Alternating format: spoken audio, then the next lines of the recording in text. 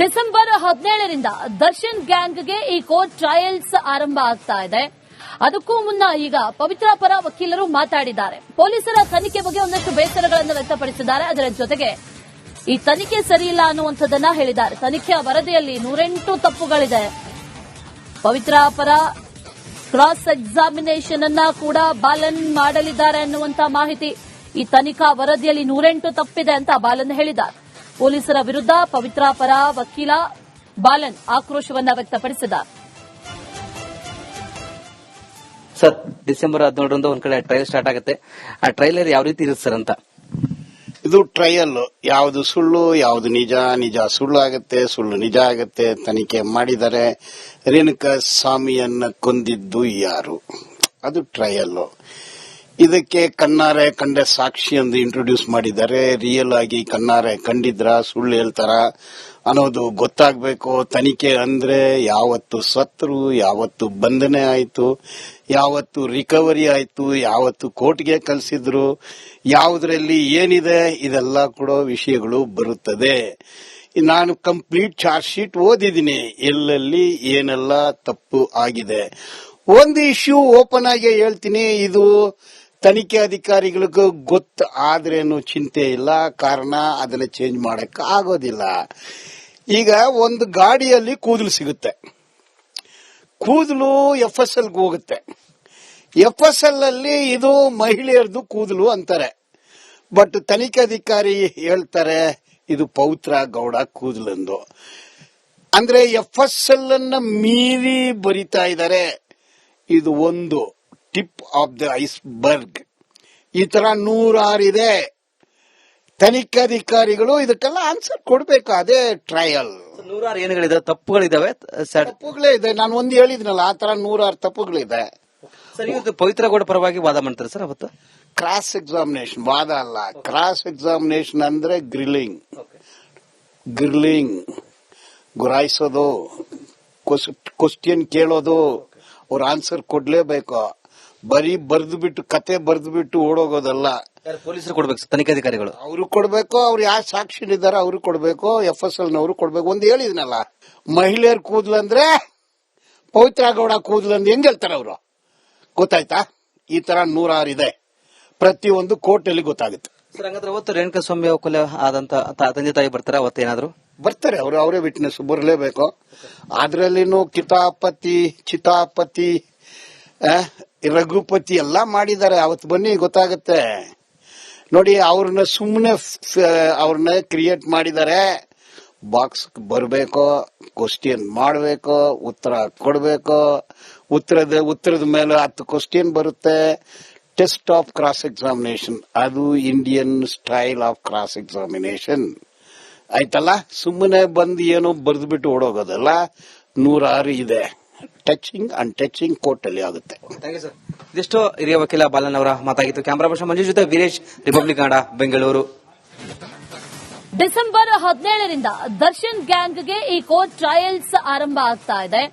ಅದಕ್ಕೂ ಮುನ್ನ ಈಗ ಪವಿತ್ರ ಪರ ವಕೀಲರು ಮಾತಾಡಿದ್ದಾರೆ. ಪೊಲೀಸರ ತನಿಖೆ ಬಗ್ಗೆ ಒಂದಷ್ಟು ಬೇಸರಗಳನ್ನು ವ್ಯಕ್ತಪಡಿಸಿದ್ದಾರೆ. ಅದರ ಜೊತೆಗೆ ಈ ತನಿಖೆ ಸರಿಯಿಲ್ಲ ಅನ್ನುವಂಥದ್ದನ್ನ ಹೇಳಿದ್ದಾರೆ. ತನಿಖೆಯ ವರದಿಯಲ್ಲಿ 108 ತಪ್ಪುಗಳಿದೆ.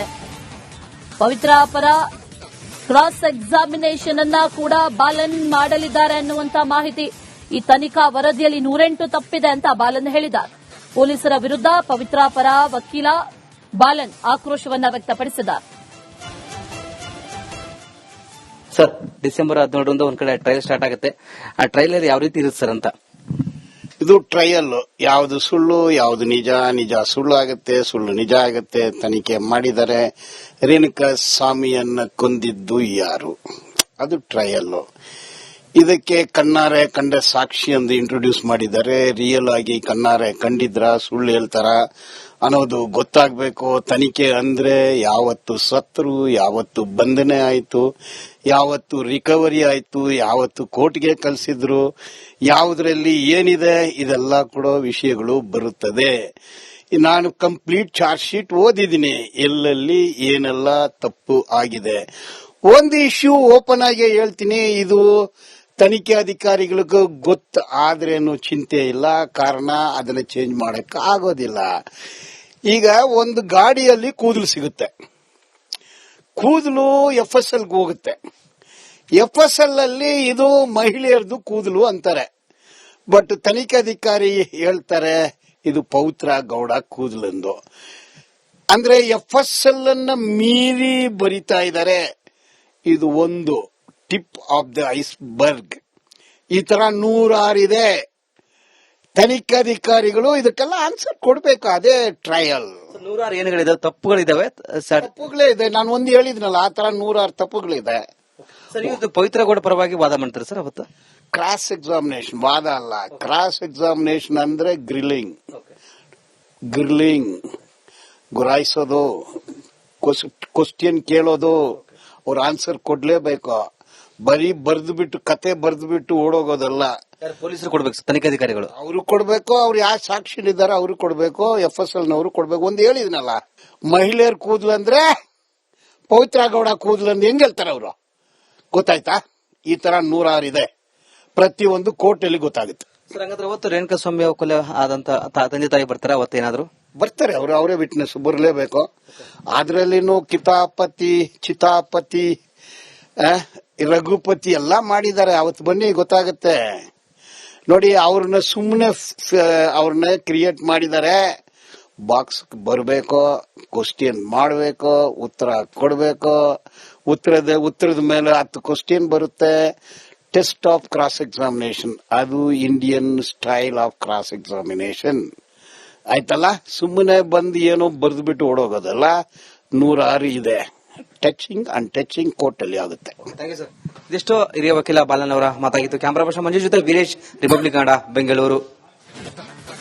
ಡಿಸೆಂಬರ್ 17ರಿಂದ ದರ್ಶನ್ ಗ್ಯಾಂಗ್ಗೆ ಈ ಕೋರ್ಟ್ ಟ್ರಯಲ್ಸ್ ಆರಂಭ ಆಗ್ತಾ ಇದೆ.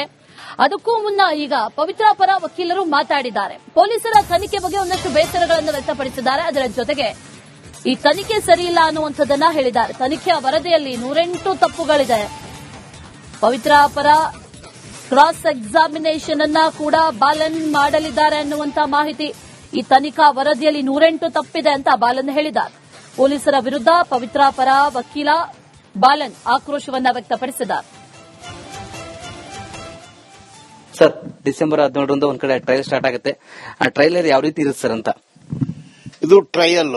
ಯಾವುದು ಸುಳ್ಳು, ಯಾವುದು ನಿಜ ಸುಳ್ಳು ಆಗುತ್ತೆ, ಸುಳ್ಳು ನಿಜ ಆಗುತ್ತೆ. ತನಿಖೆ ಮಾಡಿದರೆ ರೇಣುಕಾ ಸ್ವಾಮಿಯನ್ನ ಕೊಂದಿದ್ದು ಯಾರು, ಅದು ಟ್ರಯಲ್. ಇದಕ್ಕೆ ಕಣ್ಣಾರೆ ಕಂಡ ಸಾಕ್ಷಿಯೊಂದು ಇಂಟ್ರೊಡ್ಯೂಸ್ ಮಾಡಿದ್ದಾರೆ. ರಿಯಲ್ ಆಗಿ ಕಣ್ಣಾರೆ ಕಂಡಿದ್ರ, ಸುಳ್ಳು ಹೇಳ್ತಾರ ಅನ್ನೋದು ಗೊತ್ತಾಗಬೇಕು. ತನಿಖೆ ಅಂದ್ರೆ ಯಾವತ್ತು ಸತ್ರು, ಯಾವತ್ತು ಬಂಧನೆ ಆಯ್ತು, ಯಾವತ್ತು ರಿಕವರಿ ಆಯ್ತು, ಯಾವತ್ತು ಕೋರ್ಟ್ಗೆ ಕಳಿಸಿದ್ರು, ಯಾವುದರಲ್ಲಿ ಏನಿದೆ, ಇದೆಲ್ಲ ಕೂಡ ವಿಷಯಗಳು ಬರುತ್ತದೆ.